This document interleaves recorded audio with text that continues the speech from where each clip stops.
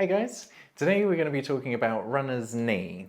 Now, confusingly, runner's knee is a phrase that could explain one of two medical problems. So, the first medical problem it could be talking about is something called patellofemoral syndrome, which is where there's an irritation between the patella and the femur, which is the thigh bone, and I always say the bottom of the thigh bone that looks like the groove between two knuckles, and the patella, the kneecap, just sits in that groove and it should be able to slide and glide freely.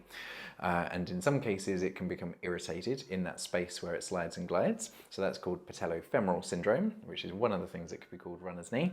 The other one is more on the outside of the knee, at the lower end of the outside knee, and this one's called iliotibial band friction syndrome, ITB-FS. So the ITB, the iliotibial band, is this band of connective tissue that runs down the side of the leg. Sometimes with a repetitive movement like running, some people get it in cycling or rowing as well. Sometimes, but less commonly in walking, you can get friction between the lower part of the iliotibial band and then the surrounding structures. It becomes really painful. But weirdly, I mean, I've actually experienced this. It can become so painful that you can barely take a step. But as soon as you stop, you sit down, half an hour later, you're kind of back to normal. It's weird. Annoyingly, when I've had it, it always hits me at the furthest point away from home. So I'll run 2 or 3 miles, it hits me, and then I have to hobble back it takes a couple of hours to get home, which is a bit annoying. But it's actually not a bad problem if you can figure out what's causing it. So today I'm going to be running through what can cause iliotibial band friction syndrome or patellofemoral syndrome, and then give you just a few simple ideas to try and rehab it yourself with home exercises. It's quite simple, so hopefully it helps you. There are many causes of runner's knee, but either one of them. But the most common one is when there is too much frontal plane motion of the knee. Now, the frontal plane movement of our body is side to side. So we've got 3 planes of motion: forwards, backwards, twisty, twisty, and side to side. And it's the side to side movement of the knee that can cause both of the problems. So when our foot hits the floor in walking and running, our foot rolls into what's called pronation. That is entirely normal. Our foot rolls in. The foot rolling in causes the tibia to go in. That is entirely normal. And then the knee bends and it rolls in a little bit. Again, this is normal. And the hip compresses into adduction and internal rotation and flexion. So that's what loads the glute into exploding us through to the next step. If any of that is a bit excessive though, this is where we can cause a problem. So if, for example, the foot is rolling in too much, so it's not just pronating, but suddenly there's a tipping point where we'd label it overpronation, and the knee drops too far in because the tibia is being driven in, that can cause this torsional effect, which could either overload the patellofemoral joint or create friction through the end of the ITB. So that's one reason that the knee may be rolling in too much. It could be driven by the ground up. Or there could be some weakness in the lateral hip, because as soon as the foot hits the floor, there's this huge amount of neurological input up to the brain. The brain is figuring out what's going on underneath the foot, but it's also telling certain muscles to turn on and stabilize that movement of the body collapsing into the floor. So it's having a strong lateral hip that helps decelerate this movement. And in some people, you see an asymmetry in glute strength. So if there's a weakness on one side, it may not be able to hold back the femur. What we're going to deal with today is showing you how to stretch the tissues that are linked to both patellofemoral syndrome and iliotibial band friction syndrome. But then I'll show you a couple of hip strengthening exercises that can help rewire and program these muscles to stay strong and decelerate that internal rotation of the knee. Firstly, with runner's knee, you want to keep your quads nice and supple. The quads are the muscles at the front of the thigh, so it's simply hold on to one foot. If you can, your aim is to get the knees together. From here, try and pull your belly in, tense your glutes, the buttock muscles, and lastly, try and hold with 2 hands if you can. However, if balance is difficult here, I much prefer someone holds onto the wall or a table for balance, because if you're balanced, you'll be able to go deeper into the stretch. If you can let go and keep your balance though, holding with 2 hands and really tucking that heel towards your bum, that can help the stretch, especially once you've engaged the glutes by tensing the glutes and then pulling in the tummy. That's a nice strong stretch there. Using a foam roller is sometimes the best way to loosen the tissue at the side of the leg. It can be really tender though for people, so what I say is try and have as many points of contact on the floor as you can.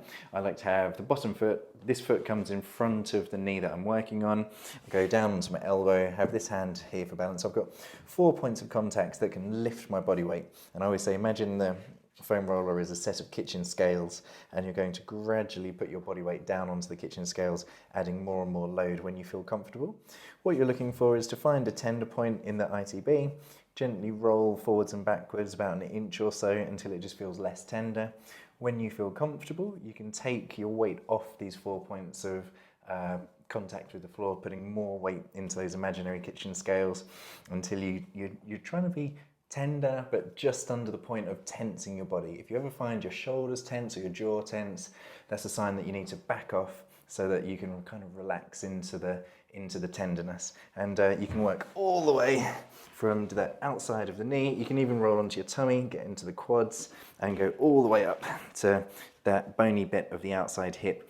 All of that will help loosen the tissues that's related to runner's knee.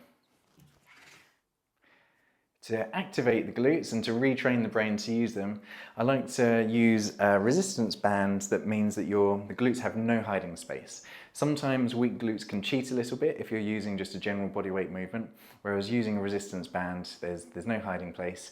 The glutes can't cheat, they're going to turn on, they have to. I like to use high repetitions to the point where the muscle burns a little bit. And what that's doing is that's sending a huge amount of neurological feedback up to the brain, telling your brain where the muscle is and how to use it. So first of all, I'm just going to do squats. I like to do partial squats, bouncing in this bottom position. And each time I drop down, I'm driving the knees out. Obviously, if you're not confident with the squat posture, maybe this isn't the best option. I'll show you a different option in a minute.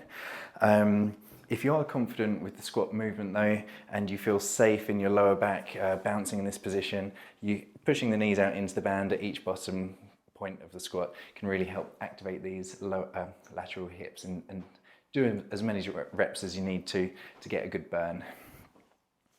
If, however, you're not confident with the squat, a simple alternative is the hip extension. So drive the foot and the heel up to the ceiling. With these, I like to, rather than pulse, I like to just hold for a few seconds. That gets a real good burn, maybe 5 seconds or so. Dropping back down, drive up again, 5 seconds or so, and do as many reps as you can until you feel that burn.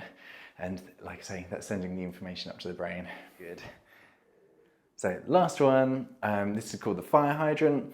So imagine a dog peeing on a fire hydrant. I'm going to bend the knees are out into the band, shift my body weight one side and take this foot up and then turn it out and then hold and then back again, switch my body weight up, out and hold.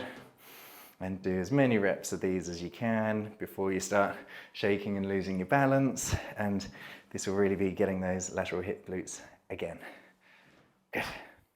So there you go, guys. Gave you a few ideas. It's important to keep the tissues through the front and outside of the thigh supple. It's important to keep the outside hip strong. What I didn't run through is what to do about an overpronating foot. The reason I didn't run through it is it's really better to get seen by an expert in those cases. Sometimes feet do need an insole, sometimes they don't. Sometimes they can respond really well to exercises, sometimes they don't. So I'd really recommend, if you're curious whether it's your foot driving the problem up into your knee, I really recommend seeing an expert who can help diagnose the problem. For a lot of people, the exercises we've run through here will help. However, if you've given them a go, it really would be worth you seeing someone like an osteopath where we can diagnose the problem more fully, check out foot, hip, knee mechanics, pelvic mechanics, and check your spine as well, which can be important in a lot of cases. And lastly, what we do at Forte is we take people for a run outside. We film them with a special app on an iPad where we can slow it down and draw lines all over it so we can see certain angles of how your feet are interacting with the rest of your body. And then that can really help us figure out if just technique is the problem. And if it is, we can give you guidance on how to run as well. So if you really are struggling and you want some help, check us out at Forte.